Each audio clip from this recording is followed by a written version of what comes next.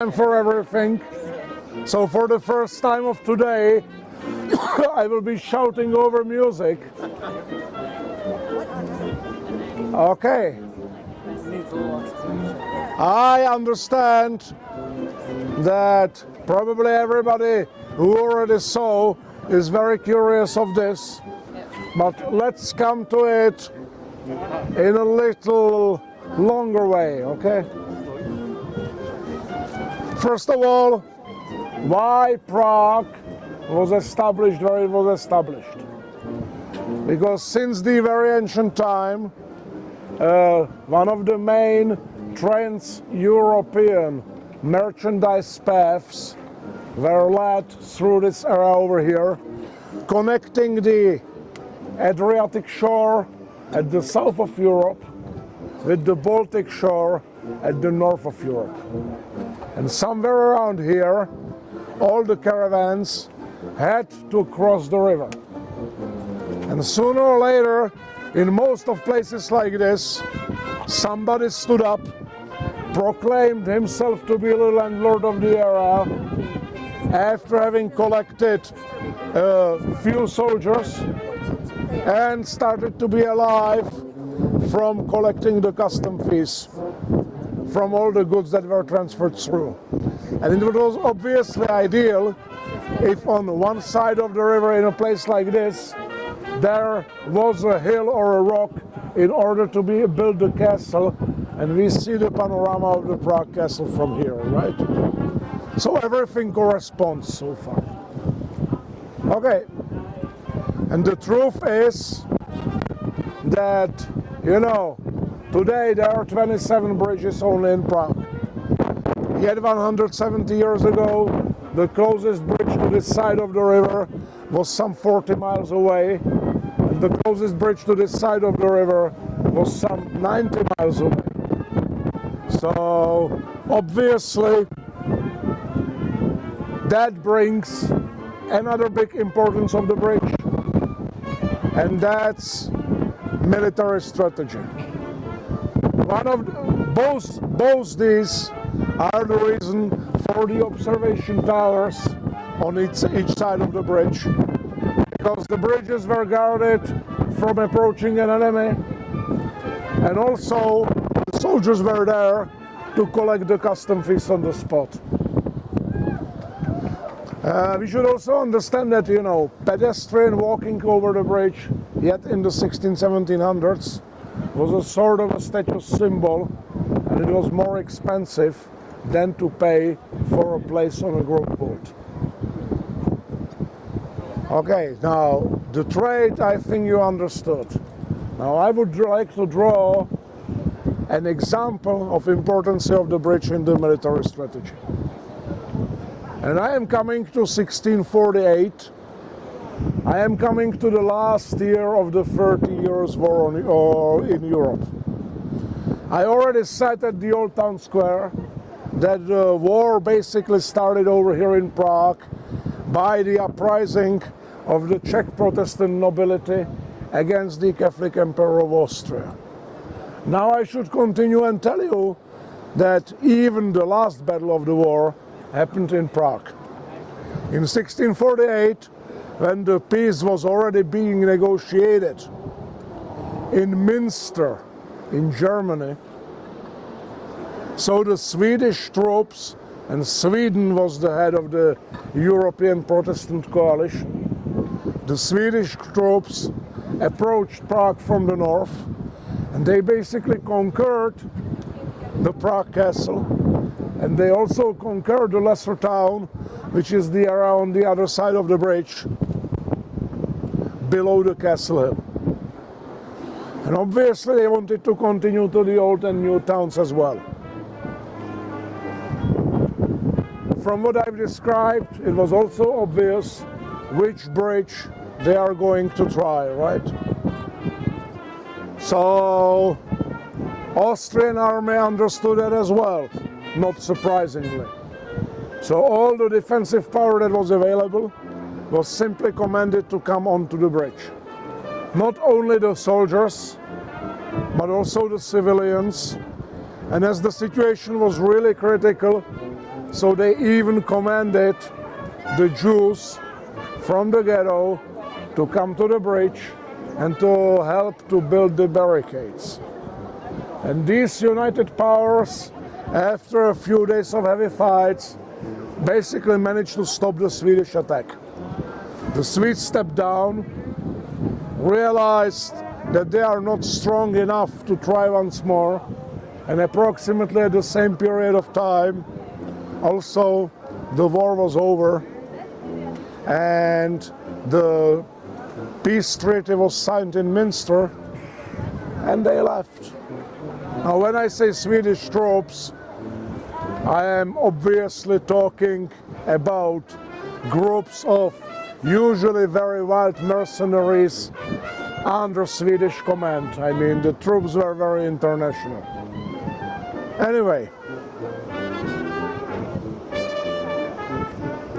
that was the example for the importance of the bridge in the military strategy.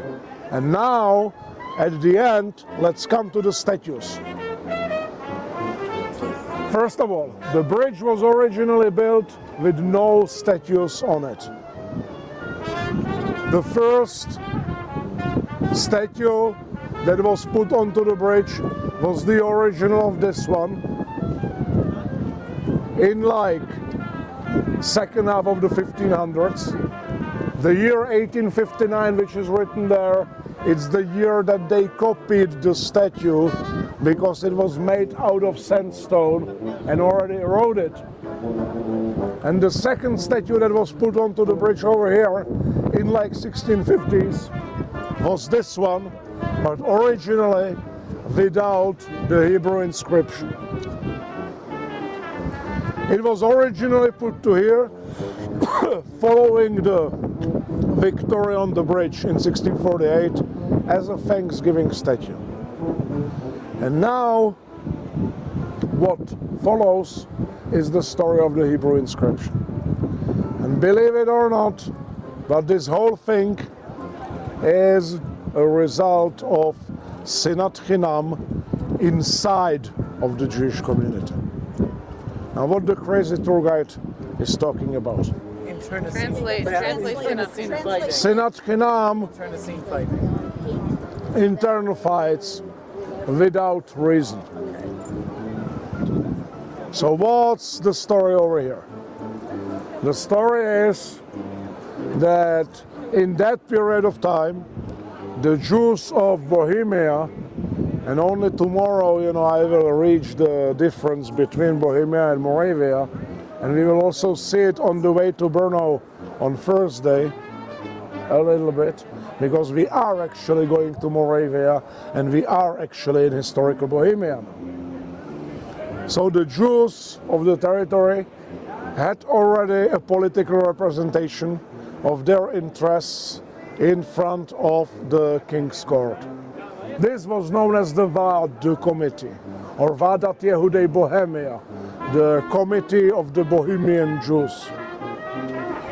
Now, of course, sometimes it was happening that even inside the Vád, where every member was supposed to be approved by the king, and even when they elected a principal, so that name was supposed to be approved by the king. So sometimes there were rivalities inside the Vád. And in this particular case, and I am talking about 1690s, there was somebody who was a member, had a big desire to become the principal. What was the only problem? That the chair was occupied. So what he needed to do, he needed to get rid of him. Unoccupy the chair. Yeah. Now how can you do such a thing? You can take a knife or a sword and kill someone, but that's considered to be a crime and you usually go into jail, right? Or you can do, and I don't have to explain to you much, as I understood most of you are coming from the United States of America. You can kill somebody politically. And this is exactly what was chosen even here. Meaning, the person who wanted to become the head of the Vaad put together a letter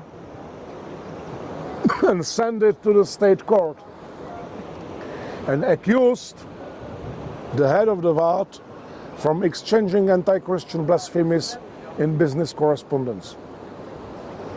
Okay, so the next step was that the head of the Vaad was removed from his chair and taken into detention. So the chair became free for the other person, and he really became the head of the Vaad. But, you know, Hashem Yitbarach, or the Providence, or I don't know whom, gave him exactly 1 year in the position, and then on the first anniversary he died. This is a historical record, not a Bubemeister story. that's okay. Now, then there was the other person was still in detention. They were not working that quickly as they have to do work today. He was not treated bad. With the head of the Vaad, there was one problem, that within the Prague Jewish community he was so notoriously known as a malshin, as somebody who delivers information to the other side, that they were hesitating to bury him at the Jewish cemetery. And an order came from the Emperor's Court of Vienna that they should. So he also became the first Jew in the history of Prague who was buried at the Jewish cemetery on order of the Emperor of Austria. Anyway, the other person, Eliyahu Bakofen, was the name of the former head of the Vaad, was for some more time held in the detention. Now, the judges in this particular case were not idiots, and they were not anti-Semites either. I mean, he was also, treated as aristocracy in the prison itself. The Jewish community was able to deliver him food and other things, etc. But the judges had to protect their own back. They understood from the very beginning that this is, a made-up story. On the other hand, as for some hawks in their own camp, as they would say today, Jews were automatically guilty, so they had to protect their own back. So instead of making a real punishment, and if the accusation was true, for that was only one punishment, they rather released him with a condition that he and the Jewish community will pay for gold for the letters of the pasuk of the verse Kadosh, Kadosh, Kadosh Hashem Tzvakot. Holy, holy, holy is the Lord of the covenants, and put it on the cross into a public place as a public apology of all the Jews for harming the Christ. And since then, then the person was released. Eliyahu Bakofen came back to the ghetto. Now, obviously, for the position of the head of the Vaad, or any position in the Vaad, he was already lost. But the Jewish community awarded him with the highest position available, which was not a subject of approval by the Emperor of Austria. So he became and later died in the position of the head of the Chevra Kadisha. Now, since then, in every single generation, burial society, not only burial society, the holy society. Since then, in every single generation, there is at least one Jewish attempt, legal or illegal, to get this moved away. And since then, nobody has ever succeeded. Now, the results of the last serious matter, of the last serious trial, you can see down there, where on the wall next to the two ladies, you see 3 explanation tablets in Czech, English and Hebrew, explaining the same in 3 sentences that took me 5 minutes now. And they were put on as a result of the lobbying of Conference of North American Rabbis in the year of 2000. In the year of 2000. Why couldn't the Conference of Rabbis try to get exempt? They tried, but this is a UNESCO reservation.